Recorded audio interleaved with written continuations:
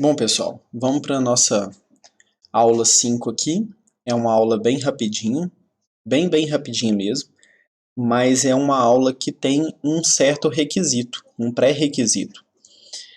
O pré-requisito é que você tenha entendido bem a aula 2, tá? Porque o que nós vamos ver nessa aula aqui é basicamente o mapeamento do que a gente estudou de estruturas condicionais na parte de algoritmo, agora em C.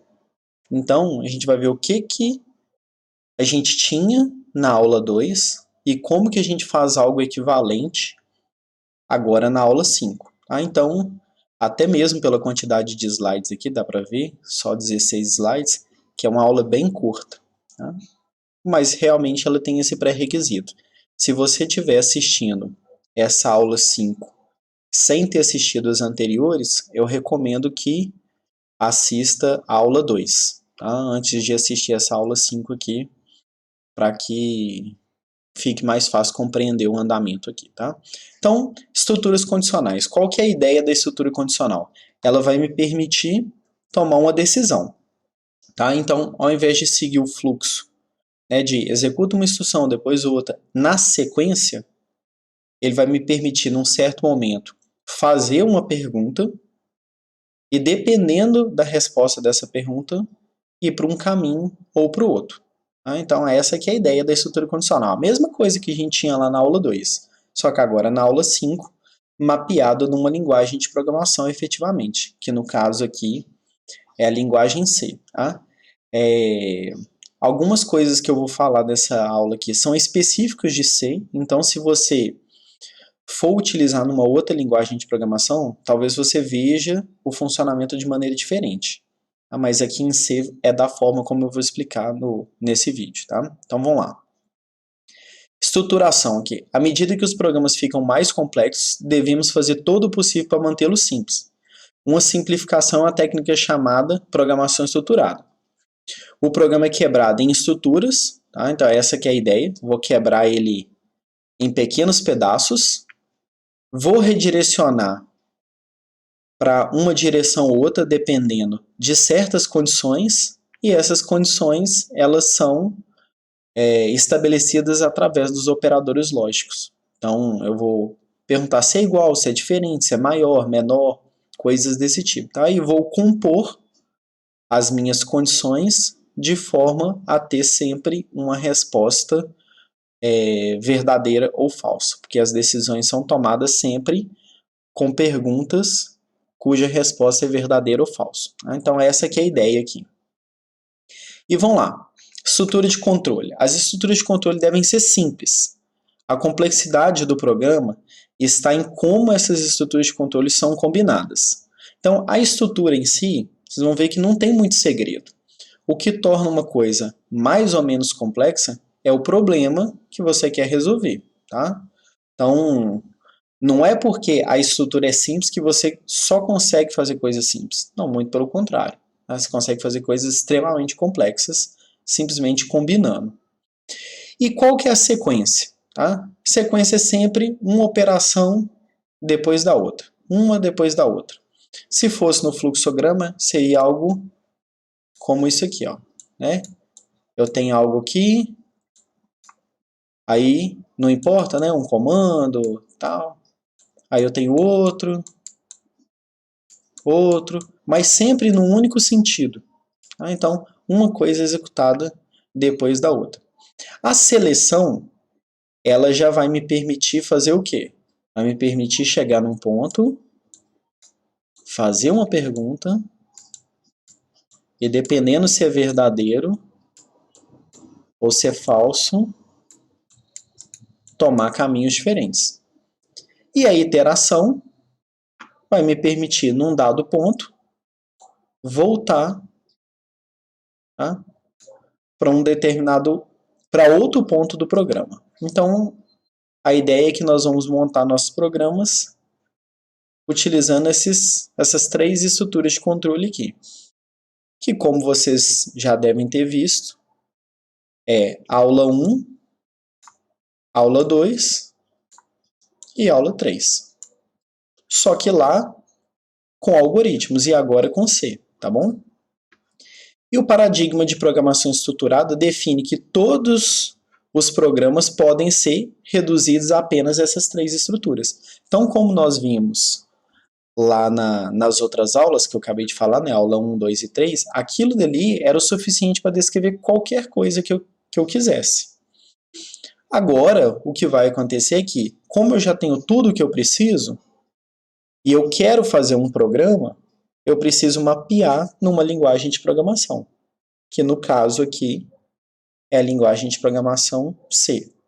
Então, existem outros paradigmas de programação, tá? Esse aqui eu estou falando da programação estruturada.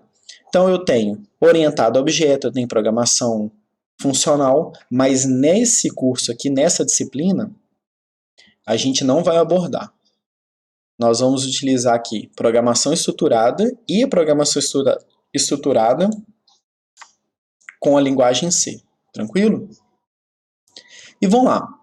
E nós temos nossa primeira listagem aqui de estruturas de seleção. Por quê? Nós vimos na aula 2 que a gente só tinha o se, aí o se tinha uma condição, que era uma pergunta cuja resposta tem que ser verdadeiro ou falso.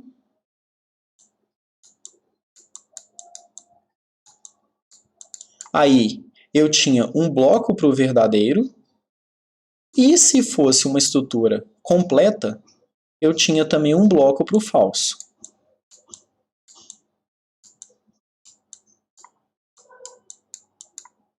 Fim do se. Era basicamente isso aqui que eu tinha. Então eu fazia uma pergunta, essa pergunta, se a resposta fosse verdadeiro, eu vinha para cá. Se a resposta fosse falso, eu vinha para cá. Tá? E agora a gente tem um pouquinho mais de opções aqui. Mas tudo baseado nessa mesma ideia. Isso aqui não foge, não. Então, se você entendeu isso da aula 2, continua valendo. Só que agora nós vamos ter uma sintaxe diferente que me permite montar isso aqui um pouquinho mais organizado. Tá? O if é o mapeamento direto do se, inclusive a tradução. Tá? E o se não é mapeamento direto aqui para o else. Então, se eu tivesse que simplesmente montar aqui, só com esses dois, isso aqui seria if, não teria essa palavra, tá? E aqui seria, deixa eu colocar de outra cor.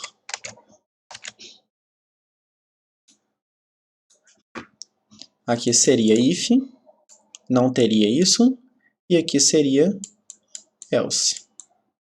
Tá? Deixa eu cortar aqui. Então seria if, else, isso aqui também não tem, para poder fazer um mapeamento direto.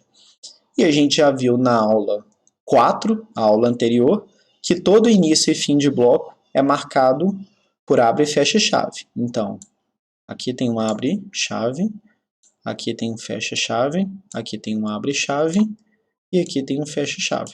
Então, aquilo que a gente viu na aula 2, de cara eu já consigo fazer igual usando o if e o else. E agora nós vamos ver também essas outras opções aqui que vai aparecer para a gente, o else if e o switch. Tá? Mas eu já consigo fazer a mesma coisa da aula 2 em C? Já. A mesma coisa você consegue fazer com if e else. Tá? Então, entendeu a aula 2? Pronto, mapeamento direto, if e else. E aí vamos dar uma olhada agora no restante completo aqui. Então, a cláusula if. A estrutura de seleção if tem a seguinte sintaxe. Qual que é a sintaxe? Se a condição for verdadeira, executa esse bloco. Então, o mesmo se da aula 2 é o if em C.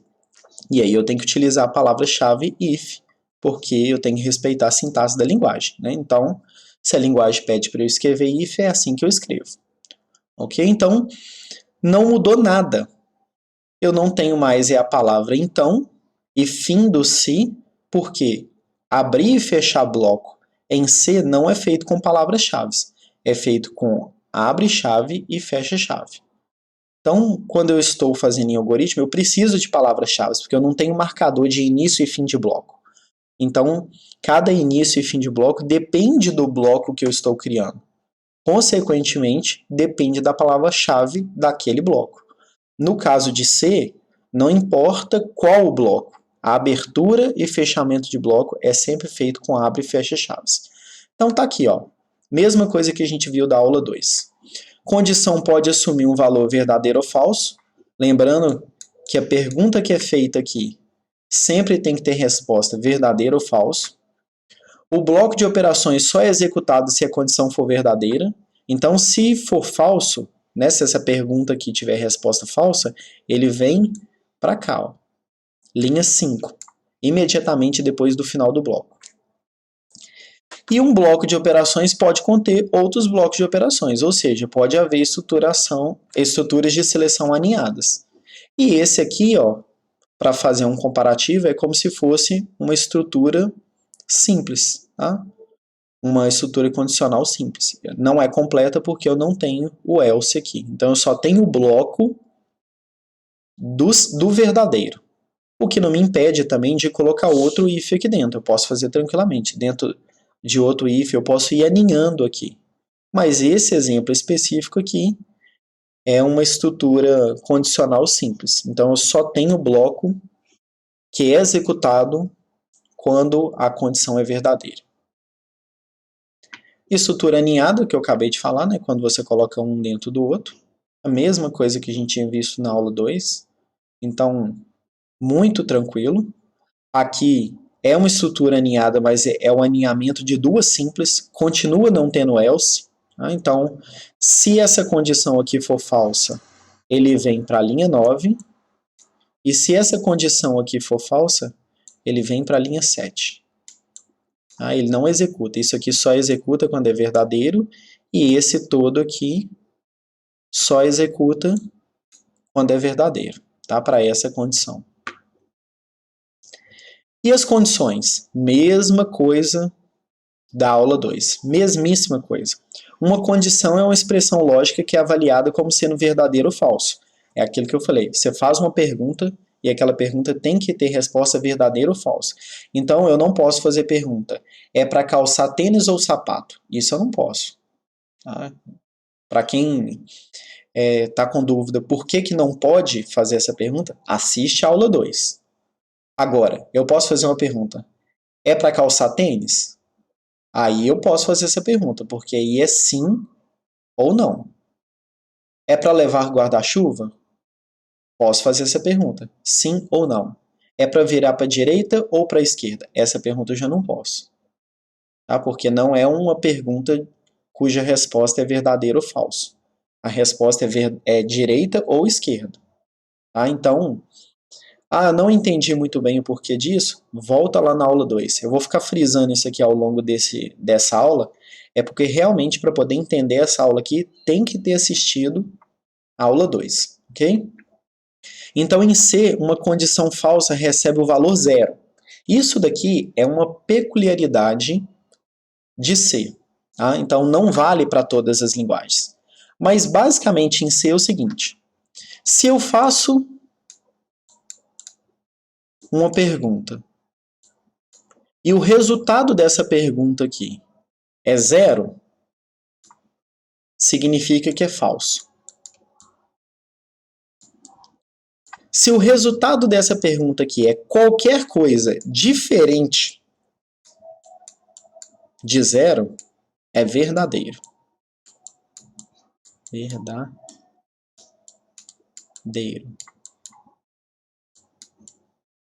Bom? Então não é 0 é falso e 1 é verdadeiro. Igual muita gente acaba confundindo. 0 é falso e diferente de 0 é verdadeiro. Isso, como eu disse, é uma particularidade de C. Em outras linguagens de programação isso não é verdade. Tá? Vamos lá. Geralmente uma condição é composta por uma ou mais comparações envolvendo valores. Então, se eu chegar e fizer 9 menos 4, 9 menos 4, eu tenho resposta 5. Se eu chegar e colocar esse 9 menos 4 aqui, é como se fosse verdadeiro. Não é o tipo de coisa que eu faço, não. Isso é feio, tá? Nós vamos ver ao longo das aulas que a gente não fica fazendo isso aqui. Mas do ponto de vista da sintaxe da linguagem, da operação dela, isso é válido. Então, se eu fizer ali if 9 menos 4, ok, é válido para ele. Vai dar uma resposta 5, 5 é diferente de 0, e isso corresponde a verdadeiro. Mas a gente vai evitar esse tipo de coisa. Isso não é legal. O fato de algo ser válido não significa que ele deva ser usado. Tá bom? É lícito, mas não convém, vamos dizer assim. Então eu posso fazer com a linguagem, mas eu não devo fazer. Agora, isso daqui já é mais interessante, porque eu vou perguntar, ó, x mais 4 é maior que 9? Beleza, esse daqui é uma pergunta interessante, tá bom? Agora, x menos y menor ou igual a mais b? Também. Tá bom? Aqui no caso, eu fui falar uma coisa aqui e acabei pulando essa bolinha, né? Expressão, operador de comparação de expressão. Tá, que é isso aqui que tá aqui embaixo, tá bom? Porque ficou parecendo que isso daqui tinha a ver com essa bolinha, e não, tá? É isso daqui que eu tô falando, tinha a ver com essa bolinha aqui. Que eu tava falando de comparações, de valores e tudo, e acabei falando disso daqui, tá? Então, esse 9 menos 4 não é dessa bolinha aqui. É só uma consideração geral. E vamos lá. Ao processar as comparações em uma condição, o valor resultante sempre será verdadeiro ou falso. No caso de comparação, ótimo. Tá valendo. Porque sempre o resultado de comparar uma coisa com a outra é realmente verdadeiro ou falso. Então, isso aí é legal. Os operadores relacionais e de igualdade que a gente viu. Isso daqui é para comparar se é igual e isso aqui para comparar se é diferente. Lembrando que 1 igual é atribuição, 2 iguais é comparação. A exclamação é negação, então não igual é equivalente a diferente. Então aqui negação. Lembrando que não verdadeiro é falso e não falso é verdadeiro. E eu uso maior e maior igual para fazer maior e maior igual, tá?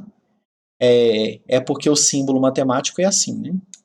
Só que a gente não escreve esse símbolo. A gente escreve assim, ó. E aqui a mesma coisa para menor e menor igual. A gente não escreve esse símbolo. A gente escreve menor e o símbolo de igual. E aí é o seguinte.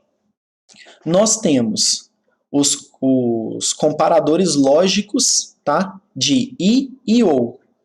E eu faço utilizando 2e comercial ou 2 pipes, 2 barras. Então, se eu chegar e fizer aqui, ó, uma pergunta. É comercial. É comercial. Outra pergunta, volta lá no mesmo caso que nós já vimos na aula. Isso daqui vai ser verdadeiro se esse for verdadeiro e esse for verdadeiro. Ambos têm que ser verdadeiro. E no caso do ou, que é essa barrinha aqui, ó, basta que um seja verdadeiro. Então, se esse for verdadeiro ou esse for verdadeiro, o resultado é verdadeiro. Se um for falso, não tem problema. Verdadeiro ou falso, verdadeiro. Falso ou verdadeiro, falso. Só vai dar falso quando todos forem falsos. Então, falso ou falso, falso. Tá? E o seguinte, esse comentário aqui é importantíssimo, tá? É o principal desse slide. As operações, elas têm uma certa ordem de precedência, mas não é para ficar guardando essa ordem de precedência na cabeça, tá bom? Ele fala assim, isso aqui resolve primeiro, depois resolve isso, depois resolve... Não é para ficar guardando essas coisas na cabeça, não. Você vai usar parênteses para poder organizar as coisas. Então, o menor é testado antes do i. Aí eu vou e coloco aqui, ó, x menor que 9. e aqui eu coloco, sei lá, y maior que 7, por exemplo. Aí eu viro e falo assim, ah, beleza, ele testa isso aqui antes, ele testa isso aqui antes de fazer isso aqui. Então não vou escrever esse parênteses. Vou colocar aqui, ó.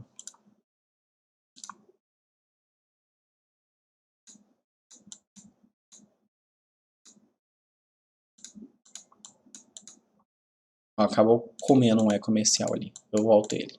Eita. Aqui, ó. Tá? Aí você virou e falou assim, beleza, isso aqui é marmotagem. Tá? Não fica fazendo isso aqui não, que isso aqui deixa o código terrível, de horroroso. Coloca o parênteses. Organiza a sua expressão. Ah, isso aqui vai ser avaliado antes disso, tá com parênteses aqui, ó. Fica muito mais legível. E fora que não obriga ninguém a saber a ordem de precedência das coisas, tá bom? Então, importante aqui esse comentário no final do slide aqui. E a cláusula else? A cláusula else, ela é equivalente ao se não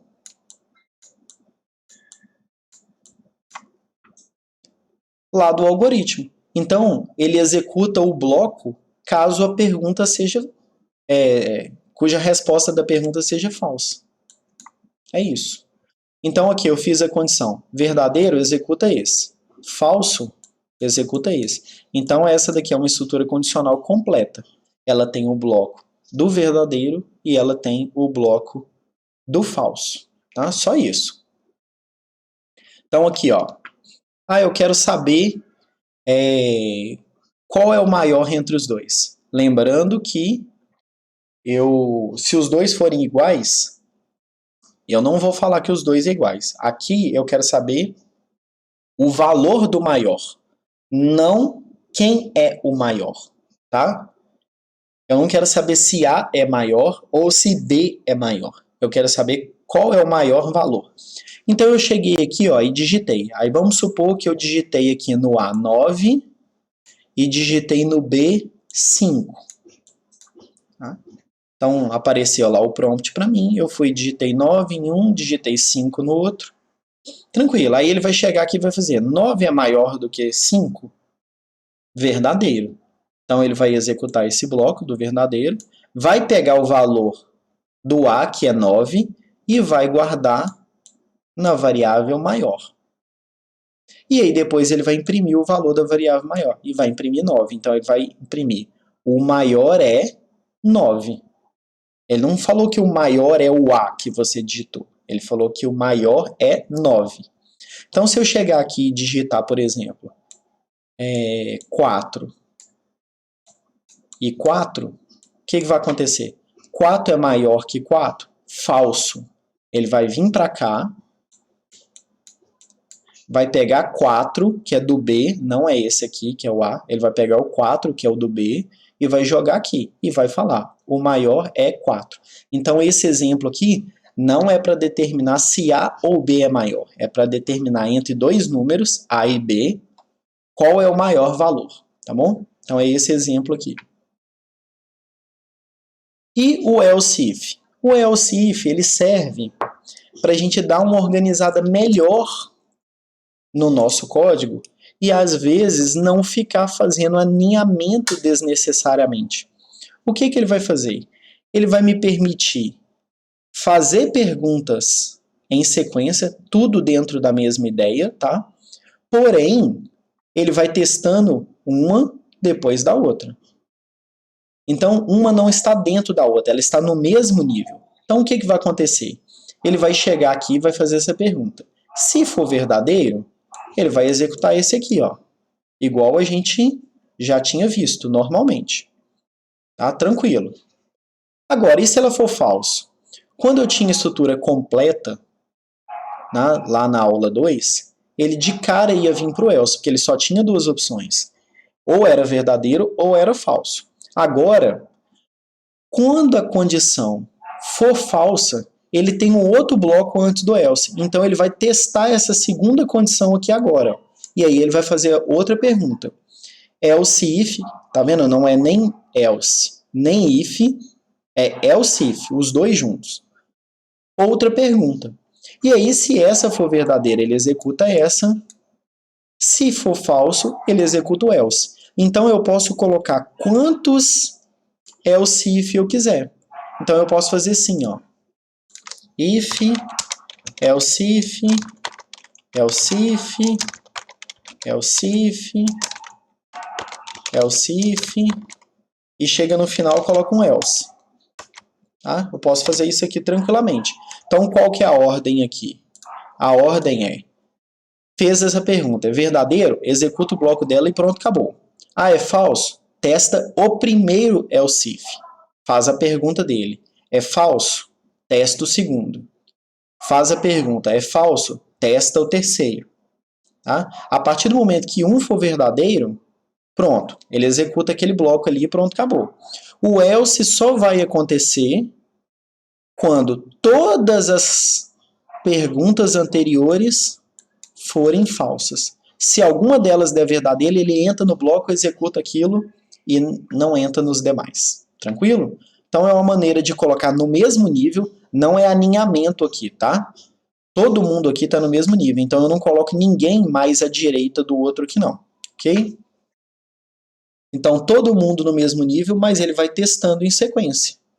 Então aqui, ó, agora eu quero saber se um é maior, se o outro é maior ou se eles são iguais. Então agora eu tenho três opções. Tá? Então agora eu tenho três opções. Quando eu tinha três opções lá em algoritmos, necessariamente eu tinha que fazer alinhamento. Por quê? Eu só tinha bloco para verdadeiro e falso. E eu tinha três opções, então em algum deles eu tinha que fazer o alinhamento. Agora, não necessariamente. Olha só, eu vou fazer a mesma pergunta, A e B, tá? Leia aqui o A e B, mesma coisa. Só que, se A for maior que B, eu vou falar. O maior é, observa que eu estou colocando o valor do A. Mas eu poderia tranquilamente falar, o maior é A. Pronto, porque eu já sei que A é maior. Aqui, ó, se o A não é maior que B, ele vai fazer a pergunta, A é menor que B? Se a resposta for verdadeira, ele vai falar, o maior é, isso aqui é B maiúsculo, tá? Não é minúsculo não. B maiúsculo. Ele vai falar, o maior é B, tá? É o valor de B. Então vamos supor que eu digitei 4 e 7. Ele vai imprimir 7. O maior é 7. Agora, se eu tiver digitado 4 e 4, então 4 é maior que 4? Falso. Aí ele vem para cá. 4 é menor que 4? Falso. Aí ele vem para cá.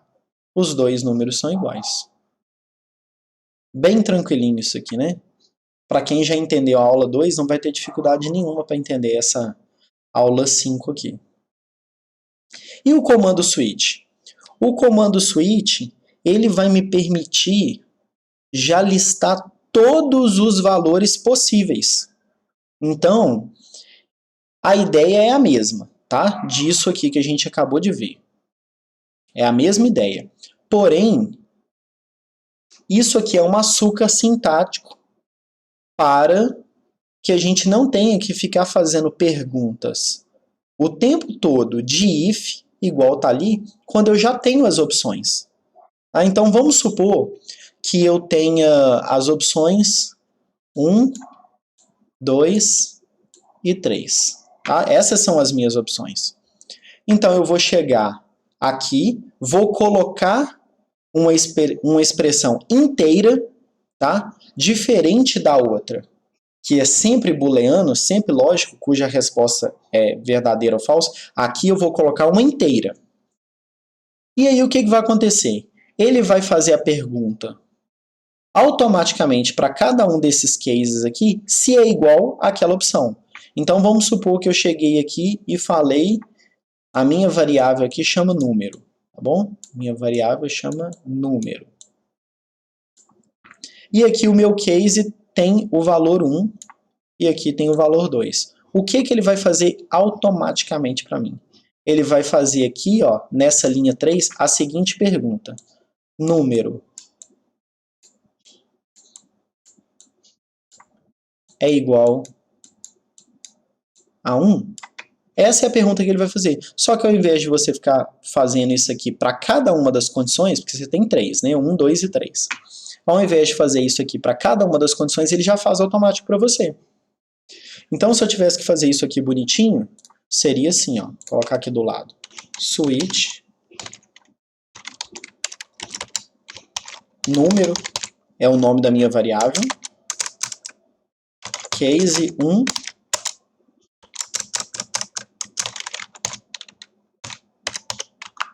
Vou falar do break daqui a pouco, tá? Faço algo quando o número é 1.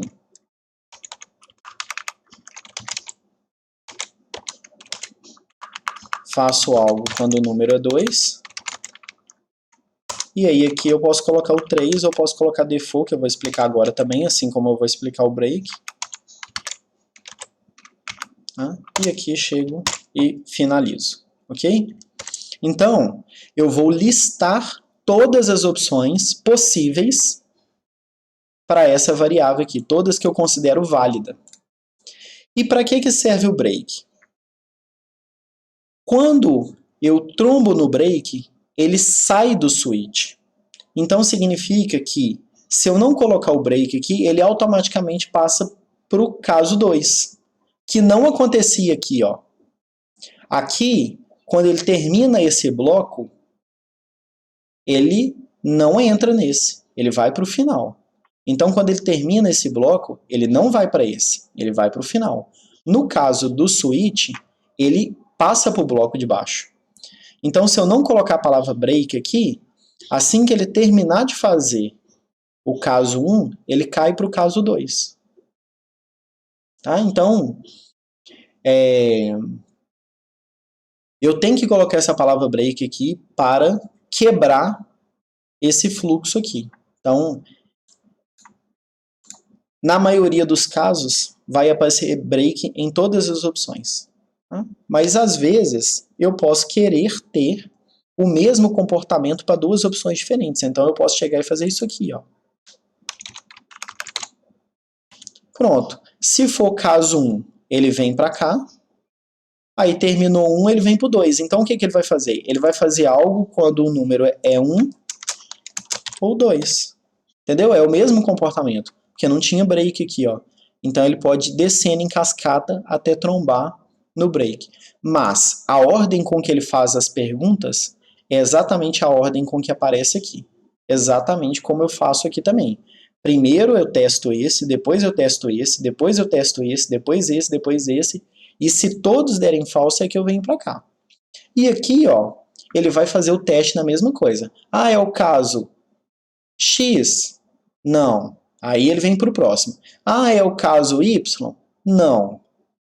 Aí ele vai testando, tudo na ordem. Quando chegar no final, que não casou com nenhum deles, existe um que é o default. O default, ele serve, olha, não encaixou com nenhuma das opções anteriores. Então, se não encaixou com nenhuma das opções anteriores, vem para o default. Ok? Ele é opcional. Assim como o else é opcional. Assim como o else if é opcional. Tá? O if não é. Porque se você escrever o if é porque você quer testar, né? Isso é óbvio. Senão você não precisava escrever. Mas eu posso ter um if sem else if. E eu posso ter um if sem else. E eu posso ter um if com else if sem else. Então, else if e else são opcionais. Assim como eu posso ter um switch sem default. Ou posso ter um switch sem case também, só com default. O que eu não posso é ter um switch sem case e sem default, né? Porque aí não faz sentido você ter o switch. Tranquilo? Então, para quem olha as minhas sugestões de soluções dos exercícios, vai ver que eu sempre uso isso aqui, ó, para dar a opção para o cara escolher qual exercício que ele quer executar. Então, você quer executar o exercício 1? Você quer executar o exercício 2? O exercício 3? Então, eu vou mostrar isso aqui para vocês, ó.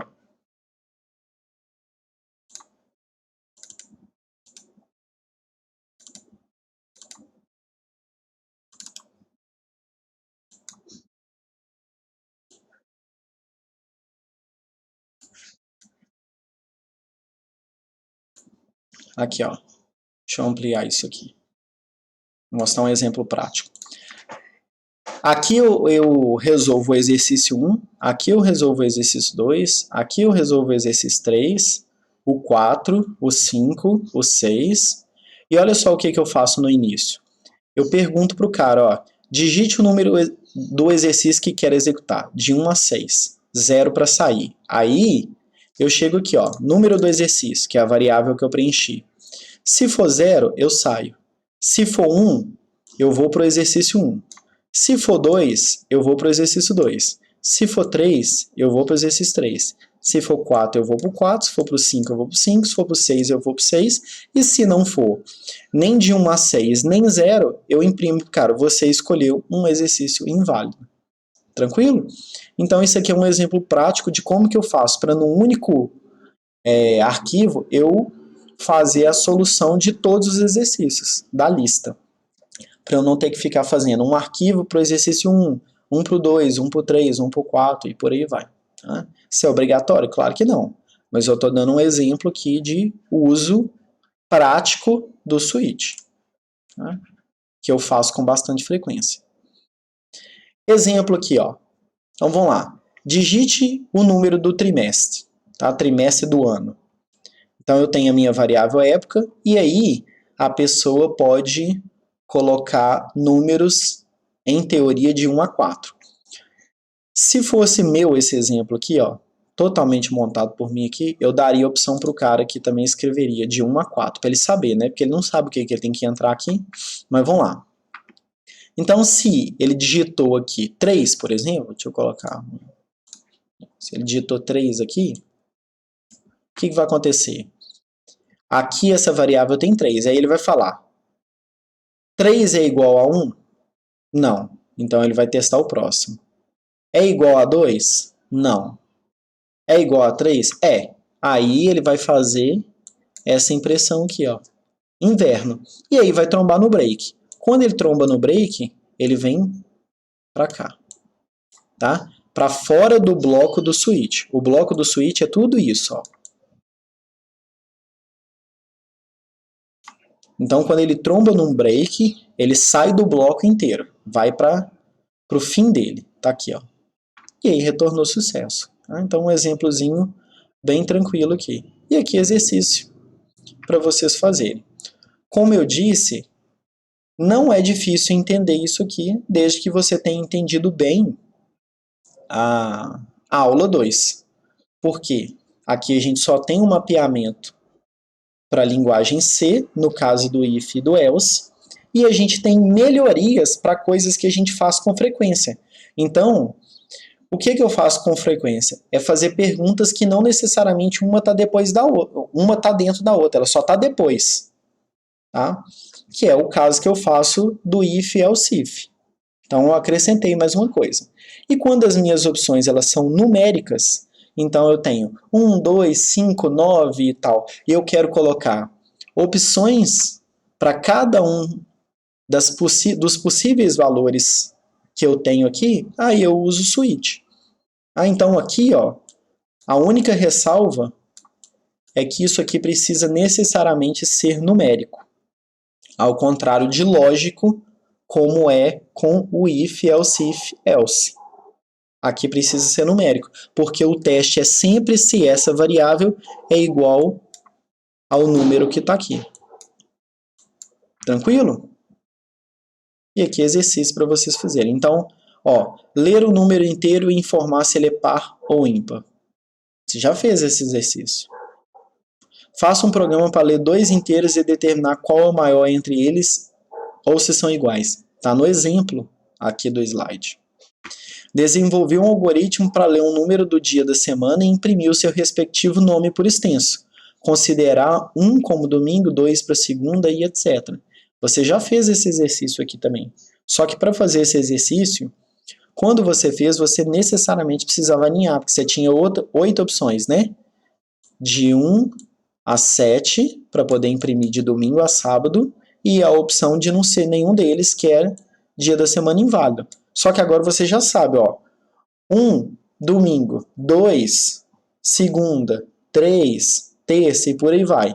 Ah, não é nenhum desses? Então, default dia da semana inválido. Então, não importa se o cara entrou com um valor 8, 9, 500, 1 milhão, não interessa. Não é de 1 a 7, dia da semana inválido. Então, isso aqui pede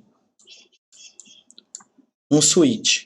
Ah, isso aqui é o tipo da questão para ser resolvida com switch. Você já tem todas as opções possíveis. Então, vai lá e lista ela.